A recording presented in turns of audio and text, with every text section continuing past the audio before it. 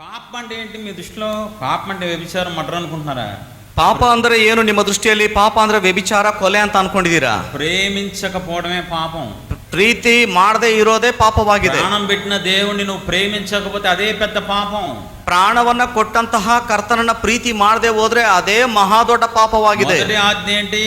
ಮೊದಲನೇ ಆಜ್ಞೆ ಏನಾಗಿದೆ? దేవుణ్ణి ప్రేమించాలి. ನಿನ್ನ ದೇವರನ್ನ ಪ್ರೀತಿ ಮಾಡಬೇಕು. ఎంతగా ప్రేమించాలి?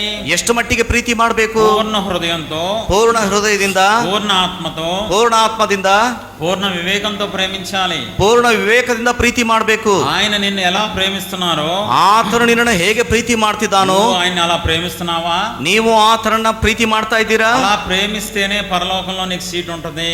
ಆ ರೀತಿಯಾಗಿ ನೀವು ಪ್ರೀತಿ ಮಾಡೋದಾದ್ರೆ ಪರಲೋಕದಲ್ಲಿ ನಿಮಗೆ ಸಿದ್ಧತೆ ಇರ್ತದೆ. ప్రేమిస్తేనే నువ్వు అంగీకరించబడతావు పరలోకానికి. ಆ ರೀತಿಯಾಗಿ ಪ್ರೀತಿ ಮಾಡಿದ್ರೆ ನೀವು ಪರಲೋಕಕ್ಕೆ ಅಂಗೀಕರಿಸಲ್ಪಡ್ತೀರಾ. అందరికంటే ఎక్కువగా, ಎಲ್ಲರಿಗಿಂತ ಹೆಚ್ಚಾಗಿ, అన్నిటికంటే ఎక్కువగా, ಎಲ್ಲವುಗಳಿಗಿಂತ ಹೆಚ್ಚಾಗಿ ఆయన నువ్వు ప్రేమిస్తేనే, ಆತನನ್ನ ನೀವು ಪ್ರೀತಿ ಮಾಡುವುದಾದ್ರೆ ಮಾತ್ರನೇ భూలోకంలో చిన్న పరలోకం చూడగలవు. నేనేంటి ప్రభు ఇలా ఉన్నాను, నేను ఎంత కఠినంగా ఉన్నానంటే అయ్యా, ಅಯ್ಯೋ ಸ್ವಾಮಿ, ನಾನು ಎಷ್ಟು ಕಠಿಣವಾಗಿದ್ದೇನೆ, ಎಷ್ಟು ನಾನು ಕಗ್ಗಲಿನಂತಿದ್ದೇನೆ. మీరు నన్ను ప్రేమించి, ನೀವು ನನ್ನನ್ನು ಪ್ರೀತಿಸಿ నా కోసం భూలోకాన్ని దిగి వచ్చి ನನಗೋಸ್ಕರವಾಗಿ ಭೂಲೋಕಕ್ಕೆ ಇಳಿದು ಬಂದು ప్రాణం పెడితే ಪ್ರಾಣವನ್ನ ಕೊಟ್ಟು నేనేనాడు గుర్తించలేదయ్యా. ನಾನು ಯಾವತ್ತೂ ಕೂಡ ಗುರುತಿಸಲಿಲ್ಲ ಸ್ವಾಮಿ. ఏనాడు కన్నీరు విడవలేదు తండ్రి. ಯಾವತ್ತೂ ಕೂಡ ನಾನು ಕಣ್ಣೀರು ಸುರಿಸಲಿಲ್ಲ ಸ್ವಾಮಿ. సాయిదాన్ని ప్రభువా, ಕರ್ತನೆ, ನಾನು ಕಠಿಣಾತ್ಮನು ಸ್ವಾಮಿ. నేను కఠినాత్ముని తండ్రి. ಕರ್ತನೆ, ನಾನು ಕಾಠಿಣ್ಯವನ್ನು ಹೊಂದಿದ್ದೇನೆ ಸ್ವಾಮಿ. హృదయం నాలోంచి తీసివేయండి. ಕಠಿಣ ಹೃದಯವನ್ನ ನನ್ನಿಂದ ತೆಗೆದು ಹಾಕು ಸ್ವಾಮಿ. నలిగిన హృదయం నాకు దయచేయండి అయ్యా. ಮುರಿದು ನಲಿಗಿದಂತ ಹೃದಯವನ್ನ ಸ್ವಾಮಿ ನನಗೆ ಅನುಗ್ರಹಿಸಿಕೊಡು. నేనంటే ఎందుకయ్యా అంత ప్రేమ? ನಾನಂದ್ರೆ ನಿನಗೆ ಎಷ್ಟು ಪ್ರೀತಿ ಸ್ವಾಮಿ. నాకంటే చిన్నవాళ్ళు చనిపోయారు కదయ్యా. ನನಗೋಸ್ಕರವಾಗಿ ಚಿಕ್ಕ ವಯಸ್ಸಿನಲ್ಲಿ నాకంటే గొప్ప వాళ్ళు చనిపోయారు తండ్రి. ಕರ್ತನೆ, ನನಗಿಂತ ಮಹಾನ್ ವ್ಯಕ್ತಿಗಳು ತೀರಿ ಹೋಗಿದ್ದಾರೆ ಸ್ವಾಮಿ. ఇంకా నన్ను సజీవ లెక్కలో ఉంచావా తండ్రి? ಇನ್ನೂ ಕೂಡ ನನ್ನನ್ನು ಸಜೀವ ಸಂಖ್ಯೆಯಲ್ಲಿಟ್ಟಿದೀಯಾ ಸ್ವಾಮಿ. ఎందుకయ్యా ఎంత ప్రేమ? ಅಪ್ಪ, ನಿಮಗೆ ನನ್ನ ಮೇಲೆ ಎಷ್ಟು ಪ್ರೀತಿ.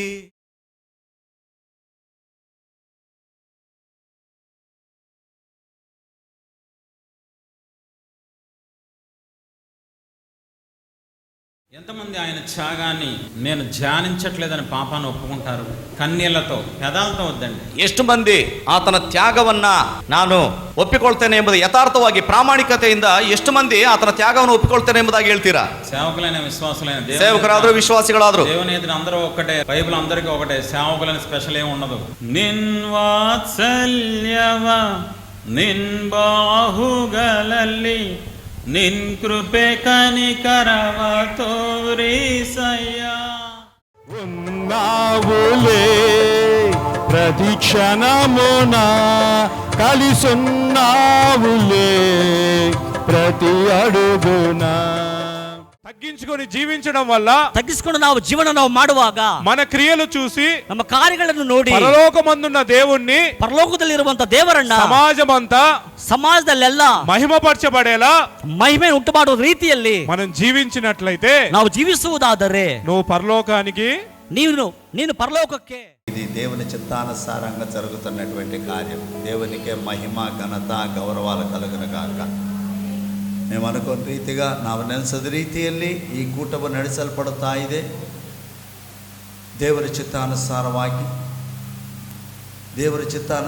ಇವತ್ತು ದೇವ ಜನರು ನಮ್ಮ ಮಧ್ಯದಲ್ಲಿ ಬಂದಿದ್ದಾರೆ. ದೇವರ ನಾಮಕ್ಕೆ ಮಹಿಮೆ, ಘನತೆ, ಗೌರವಗಳುಂಟಾಗಲಿ. ಈ ದಿನ ನಮಗೆ ಆಶೀರ್ವಾದಗಳಿದ್ದಾವೆ, ಬಿಡುಗಡೆ ಇದೆ, ಸ್ವಸ್ಥತೆ ಈ ದಿನ ನಮಗಿದೆ. ದೇವರ ನಾಮಕ್ಕೆ ಮಹಿಮೆ ಉಂಟಾಗಲಿ. ಇಲ್ಲಿವರೆಗೂ ದೇವರ ಸೇವಕರುಗಳು ದೇವರನ್ನು ಆರಾಧನೆ ಮಾಡಿದ್ದಾರೆ ಮತ್ತು ಆರಾಧನೆಯಲ್ಲಿ ನಮ್ಮನ್ನು ನಡೆಸಿದ್ದಾರೆ. ದೇವರ ವಾಕ್ಯವನ್ನು ಕೂಡ ಹಂಚಿಕೊಟ್ಟಿದ್ದಾರೆ. ಅವರಿಗೂ ನಾವು ವಂದನೆಗಳನ್ನು ನಾನು ಸಲ್ಲಿಸ್ತೇನೆ. ಚಪ್ಪಾಳೆ ಹೊಡೆದು ನಮ್ಮ ದೇವರ ನಾಮವನ್ನು ನಾವು ಘನಪಡಿಸಬೇಕು. ಮತ್ತು ಈ ಪವಿತ್ರವಾದಂಥ ದಿನದಲ್ಲಿ ಅವರಿಗೆ ನಾವು ಕೃತಜ್ಞತೆಯನ್ನು ನಾವು ಸಲ್ಲಿಸಿ ವಂದನೆಗಳನ್ನು ಸಲ್ಲಿಸುವವರಾಗಿದ್ದೇವೆ.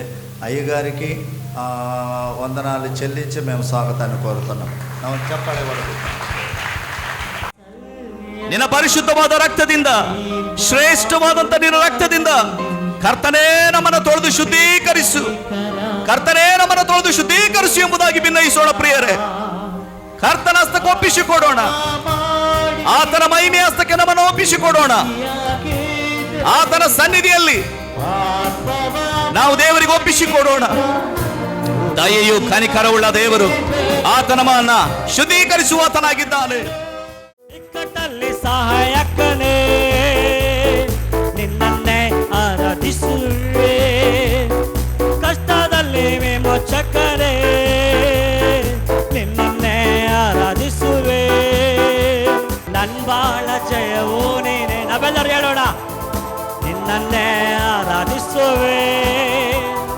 ನನ್ ಬಾಳ ಹಲ್ಲೆಲೂಯಾ, ನಿನ್ನನ್ನೇ ಆರಾಧಿಸುವೆ. ದೇವಜನರೇ, ವಿಶಾಖಪಟ್ಟಣದಿಂದ ಇಷ್ಟು ದೂರವರೆಗೂ ಅವರು ಬಂದು విశాఖపట్నం నుండి ఇంత దూరం వరకు వచ్చి ದೈವ ಸೇವಕರು ಸಂದೇಶವನ್ನು ಹೇಳಿದ್ದಾರೆ. దైవ సేవకులు సందేశాన్ని చెప్పి ఉన్నారు. ನಮ್ಮ ದೈವದಾಸರಲ್ಲಿಂದ ಹತ್ತುಕೊಂಡು ಬಂದಿದ್ದ ದೃಶ್ಯ ನೋಡಿದ್ದೀರಾ ನೀವು? మన దైవజనులు అక్కడ నుండి ఏడ్చుకొని వచ్చేటువంటి దృశ్యాన్ని నేను చూసి ఉన్నాను. ಎಷ್ಟೋ ದೈವದಾಸರು ಸುವಾರ್ತೆ ಕೂಟಗಳು ಬಂದಾಗ ನಾನು ಹೋಗಿದ್ದೆ, ಆದರೆ ಈ ರೀತಿ ಕಣ್ಣೀರು ಸುರಿಸಿದ್ದ ನಾನು ನೋಡಿಲ್ಲ. ఎన్నో ఒక కూటాలకి నేను దైవజనులు వచ్చినట్టు ఎన్నో కూటాలకి నేను వెళ్ళి ఉన్నాను, కానీ ఇలాగా ఏడ్చుకుని వచ్చేటువంటి దైవ సేవకుల్ని నేను ఎక్కడా చూడలేదు. ಆದರೆ ನಾವು ಅಣ್ಣವರ ಜೊತೆಯಲ್ಲಿ ಕೆಲವು ಪ್ರಾರ್ಥನೆಯ ಮೂಲಕವಾಗಿ ನಮ್ಮ ಪಾಪ ಫಸ್ಟ್ ತೊಳೆಯಲ್ಪಟ್ಟು ನಾವು ಪ್ರಯಾಸಿತ ಹೊಂದಬೇಕು ಎಂಬುದಾಗಿ దైవజనులు అన్నగారితో నుండి మొట్టమొదటిగా మనము పాపాలు ఒప్పుకొని పశ్చాత్తాపపడే ప్రాయశ్చిత్తం పొందాలనే విచారము నేను విని ఉన్నాను. పాపాలను క్షమించే శక్తి కలిగినది యేసయ్య నామం, పాపిని పవిత్రపరచే శక్తి కలిగినది యేసయ్య నామం, యేసయ్య నామములో శక్తి ఉన్నదయ్యా, శ్రీ యేసయ్య నామములో శక్తి ఉన్నదయ్యా.